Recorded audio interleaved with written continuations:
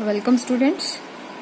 तो अब जो हम टॉपिक डिस्कस करने वाले हैं, this is the concept of feedback, why we use feedback in amplifiers and what are the types of feedback that are used in amplifiers and what are the advantages of feedback. So basically अगर हम एक amplifier को देखें तो amplifier का काम क्या होता है, ये एक वीक सिग्नल को एम्पलीफाई कर देता है। Either it can be a current signal और it can be a voltage signal. जैसा कि मैंने यहाँ लिखा है, ये इनपुट करंट अगर आप देते हो तो आपको आउटपुट करंट मिलेगा एम्पलीफाई होके।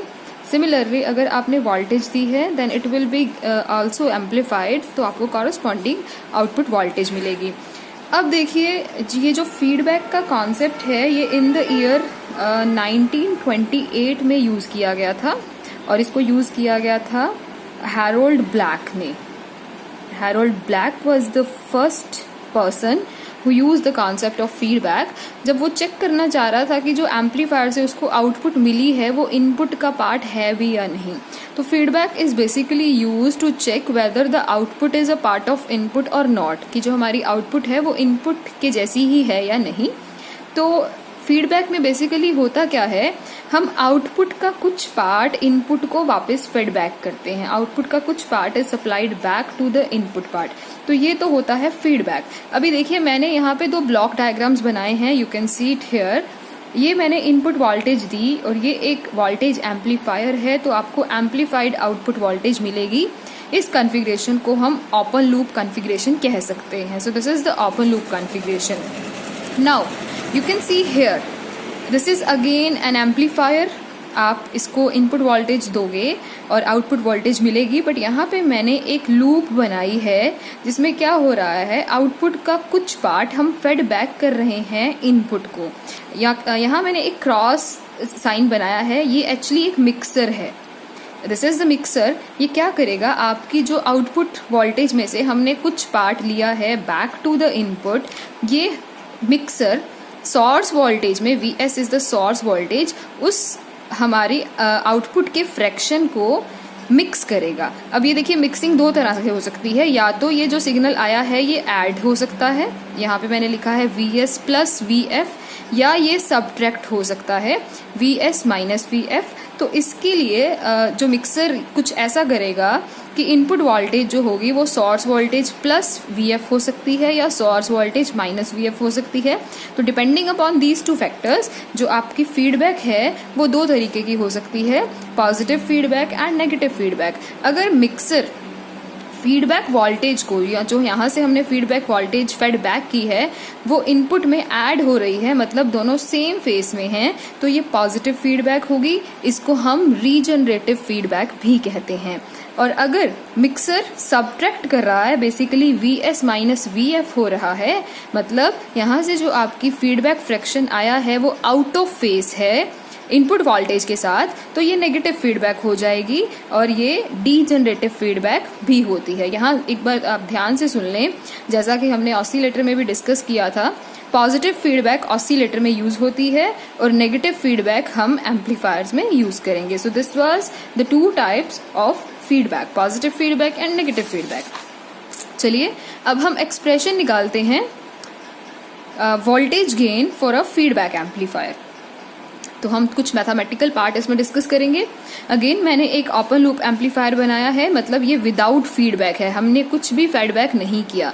तो यहाँ पे अगर Vi इनपुट वोल्टेज है तो आपको आउटपुट वोल्टेज मिलेगी Vo, और अगर इसका गेन A है तो it is very clear that A will be output voltage upon input voltage. A will be Vo upon Vi. This is without feedback for open loop amplifier. अगर हम feedback लेते हैं तो ये बन जाएगा क्लोज लूप कॉन्फ़िगरेशन। हमने कुछ पार्ट जो है वो इनपुट को दिया है, और वो कितना पार्ट है, मान लीजिए हमने Vf दी है, तो Vf जो है यहाँ से हम फीडबैक फ्रैक्शन निकाल सकते हैं। बीटा हमने कितना दिया है, Vf किस में से दिया है, आउटपुट वोल्टेज में से, तो बीटा हो गया है Vf बाय Vo, ये याद रखना आप। तो हमने जब इसको लिया, बेसिकली मैं यहाँ पे नेगेटिव फीडबैक डिस्कस कर रही हूँ, आप कॉरेस्पॉन्डिंगली पॉजिटिव फीडबैक को भी ऐसे ही निकाल सकते हो, बट यहाँ पे प्लस आ जाएगा, Vs प्लस Vf हो जाएगा। तो अब देखिए क्लोज लूप कॉन्फ़िगरेशन के लिए जो हमारा गेन होगा, तो मैंने ए के साथ एफ लिखा है, इसका मतलब gain with feedback. With feedbacks के लिए मैं एफ सबस्क्रिप्ट यूज कर रही हूं, तो यहाँ पे गेन आ जाएगा output voltage divide by input voltage which is Vs। यहाँ पे आपको Vs लेनी है। सो this is equation number 2। Beta feedback friction है, जैसा कि मैंने लिखा बीटा होता है Vf अपॉन Vo, और यहाँ से आपकी जो इनपुट वोल्टेज है, क्योंकि ये नेगेटिव फीडबैक है तो हम लेंगे Vs माइनस Vf, तो मैंने यहाँ पे Vi लिया है Vs माइनस Vf। अगर आप पॉजिटिव फीडबैक लेते तो यहाँ पे प्लस आ जाता पॉजिटिव फीडबैक के लिए।